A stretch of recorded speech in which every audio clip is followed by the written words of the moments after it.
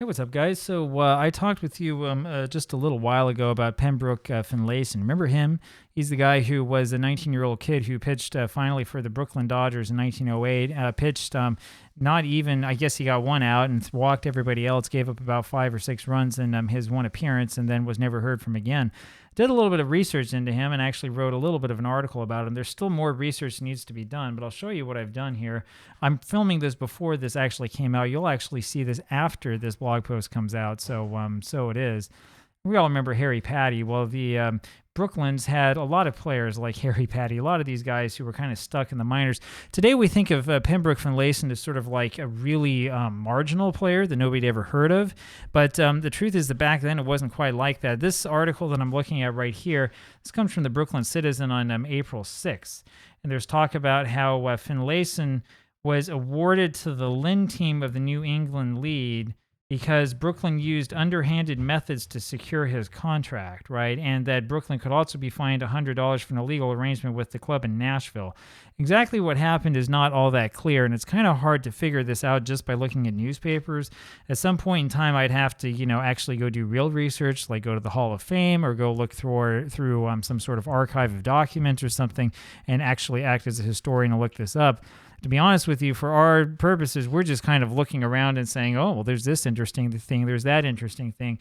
Just know that this guy, Finlayson, was a bigger pitcher than you think. I mean, he's only a 19-year-old kid, but he's getting a bunch of headlines like this in early 1908, right? There is a link between Finlayson and Harry Patty, whose name is spelled incorrectly here in the Saber biography, but we won't go too deep into that. Now, I want to tell you, I appreciate and respect the work that goes into Saber biographies and other biographies that people write, but unfortunately, a lot of people who write this stuff don't actually take the time just to look at the newspapers to see where the interesting stuff is, right? There's a lot of interesting stuff that happens here, right?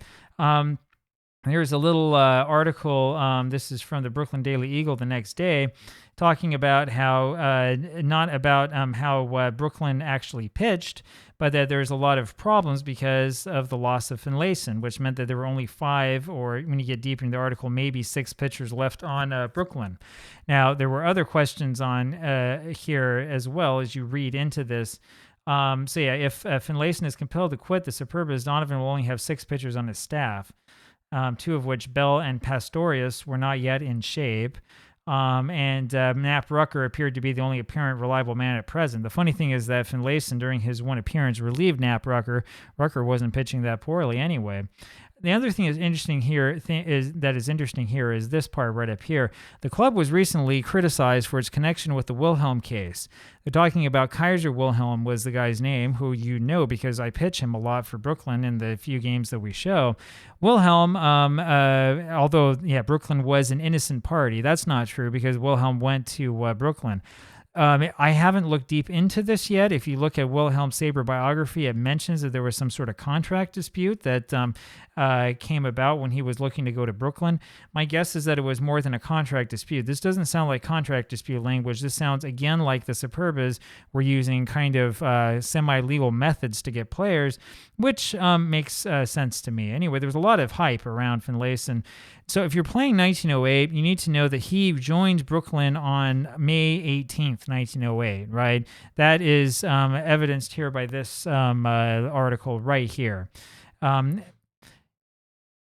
Charles Ebbets, this is from the Brooklyn Citizen on May 19th, announced that pitcher Finlayson has become a Superba, and they were going to turn catcher Butler over to Rochester. Now, it didn't quite work that way, and the reason why is because there was a lot of talk about this Butler guy being picked up by the Yankees on waivers. Here's the other Brooklyn paper that we have access to, the Daily Eagle, talking once again about Finlayson up at the very top of the article, lets you know how much attention was being paid to this kid. And here's that trouble here about him. You can go on and read this yourself, but yeah, the New York Americans refused to waive on Johnny Butler, and so in the end, Ebbets received a check of $1,500 for the services of Butler because of the waiver rules at the time. I don't know what he used to exchange for Finlayson. That might be part of the reason why Finlayson only had the one appearance. He pitched in the one inning, and that was it. And then when we go to the end, he is not taken on a road trip. That's another topic for another day, another video. And in the very end, finally, he goes down to Brockland of the New England League. But this is reported on August 8th, 1906. They say it happened on Thursday. This is a Saturday paper, which means that on August 6th, 1908, Finlayson went down. So again, if you are interested in doing a 1908 replay with real transactions, Pembroke Finlayson of Brooklyn does not just appear in one inning. He is on the team really from May 19th, 1908 up through August 6th, 1908. So you have to have him on the roster.